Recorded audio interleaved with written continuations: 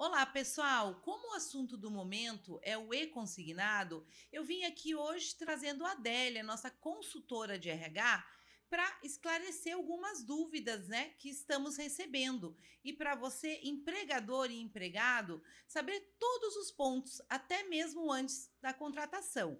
Adélia, vamos começar explicando, né, o que é essa nova modalidade, o e-consignado. Olá, pessoal. O e-consignado é uma nova modalidade de empréstimo concedida pelo governo federal através de uma portaria. Essa nova modalidade de empréstimo, ela está consignada apenas aos empregados CLT, né? E assim, a empresa, ela é apenas uma intermediadora nesse momento. Então, o empréstimo ele é feito exclusivamente entre empregado e instituição bancária. Hoje a gente já tem mais de 80 instituições bancárias credenciadas para poder fazer essa concessão de crédito, né, para o empregado. A gente já teve mais de 480 mil empréstimos concedidos, mais de 2 bilhões e 800 mil reais já foram emprestados, né, para os empregados. A gente tem aí uma média de pelo menos 6.200 reais por pessoa, né, por empregado que recebeu esse valor. E o empréstimo, né, consignado, ele já existia, Délia. Mas qual a diferença para essa nova modalidade, o e-consignado? O empréstimo e-consignado ele já existia de uma forma diferente, né?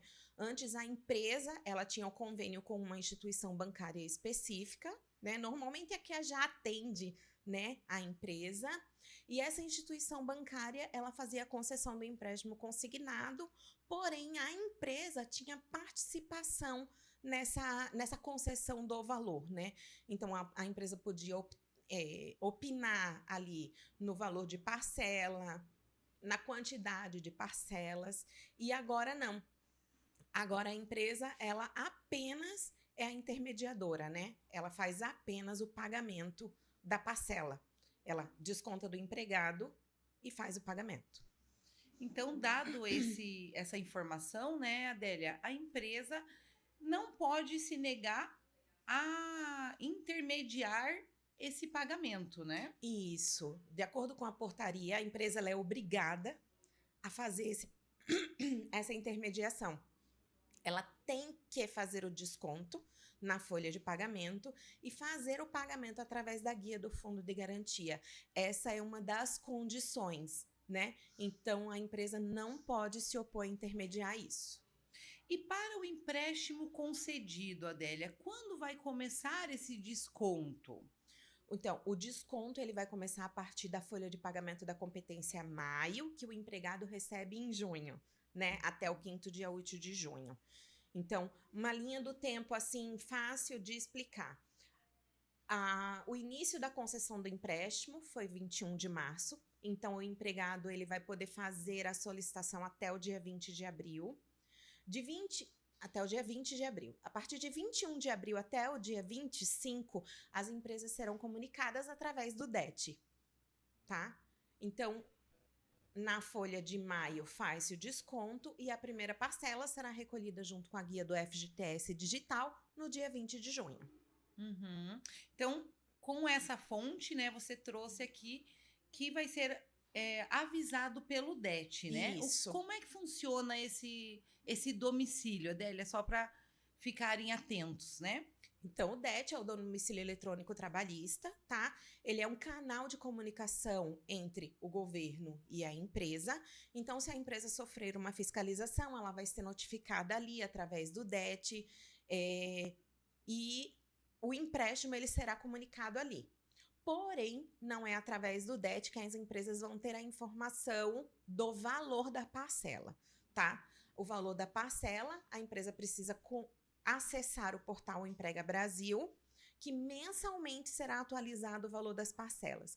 Por que não é um valor fixo? Porque o empregado ele tem a possibilidade de renegociar esse empréstimo. Então, podem haver mudanças mensais nesse valor.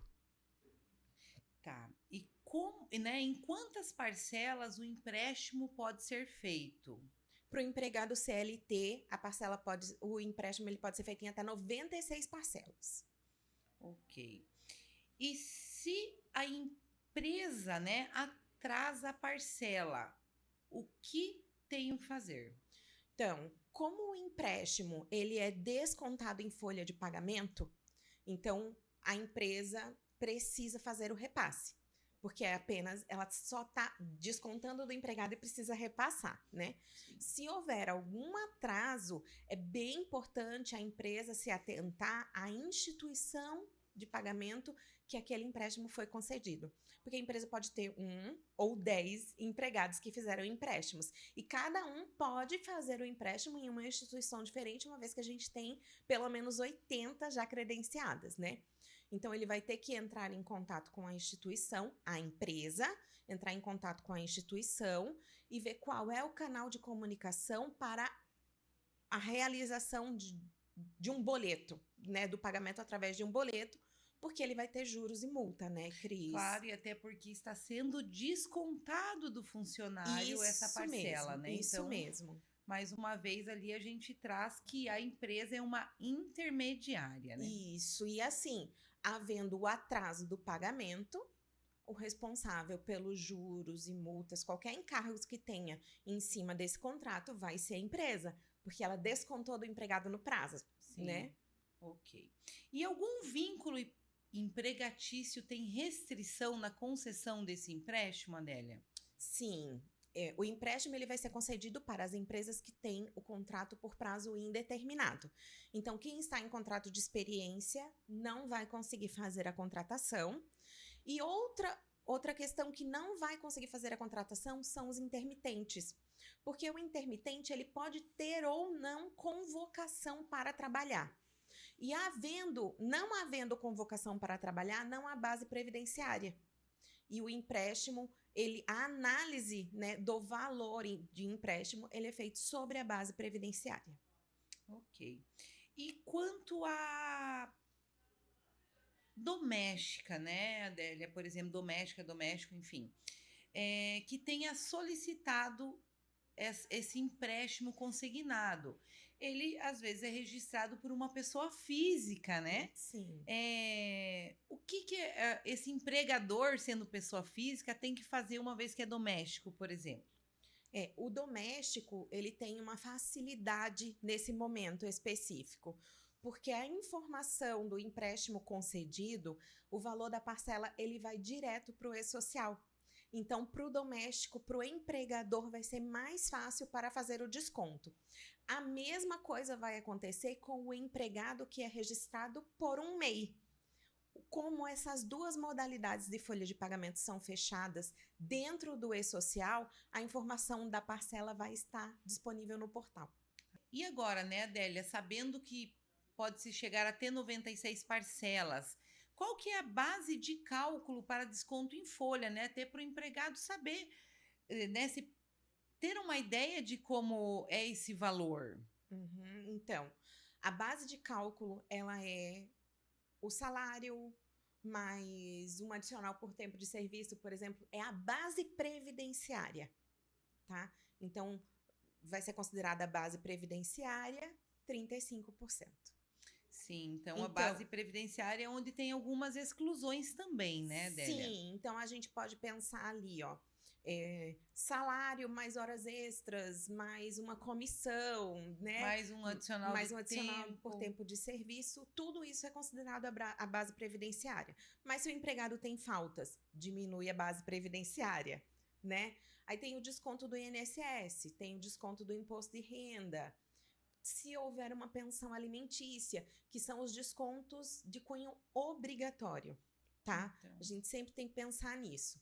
Então, os 35% daquela parcela serão considerados sobre esse valor.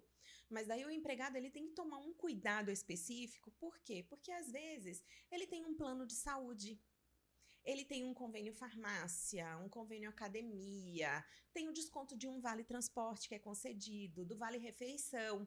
Tudo isso vai influenciar no líquido a receber, né?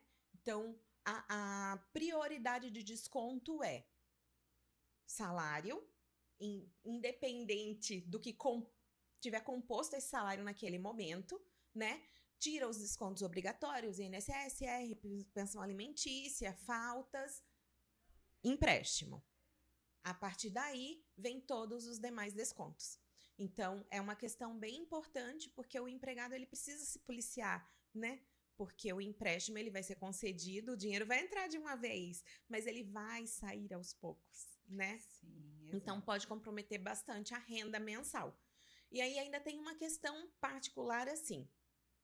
Se dentro do salário, menos os descontos legais, a empresa não tiver base suficiente para descontar o valor integral daquela parcela, digamos que a parcela é R$ 800 e a empresa só conseguiu descontar R$ 700, né? Então, R$ 100 o empregado vai ter que negociar com a instituição, porque R$ 700 serão repassados, porque a empresa só pode fazer o desconto dos 35% da base.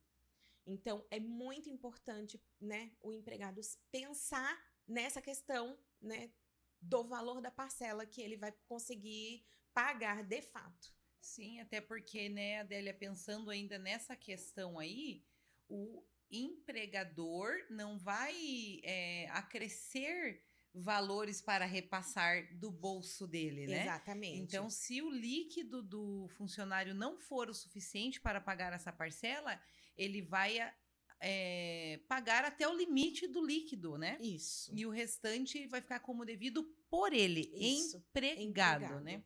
Porque a gente volta a lembrar, né? A empresa é apenas uma intermediadora. Ela paga o que é possível.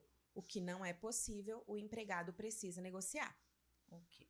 E em caso de rescisão, Adélia, para finalizar, né? Que pode acontecer Sim. de um empregado que esteja descontando mensalmente ali em 96 parcelas, por exemplo. Então, no caso de rescisão de contrato, a base vai ser a mesma, tá, Cris? Considera todos os proventos, e aí a gente sabe que na rescisão de contrato existem muito mais proventos além do salário, né? Tira todos os descontos obrigatórios e considera-se o 35%. Opa, foi possível fazer o desconto, tudo bem. A partir do momento que a rescisão de contrato existir, lá na nossa carteira digital vai estar a informação. O vínculo encerrou. Então, acaba-se a obrigatoriedade da empresa de fazer essa intermediação, tá? A partir desse momento, o empregado está, né, sem vínculo empregatício, ele precisa fazer a negociação com a instituição. Né? Diretamente para poder fazer o pagamento das parcelas. A partir do momento que começar um novo vínculo, aí a obrigatoriedade passa para o novo empregador. Ela não encerra naquele empregador que foi feito o contrato, né? Ela sempre vai passando para os próximos até a quitação do empréstimo. Ah, maravilha. Pessoal, né, trouxemos aí então um pouquinho mais sobre o e-consignado. Espero que vocês tenham esclarecido algumas dúvidas, mas estamos à disposição. Ficou com dúvida? Entre em contato conosco. Até! Até!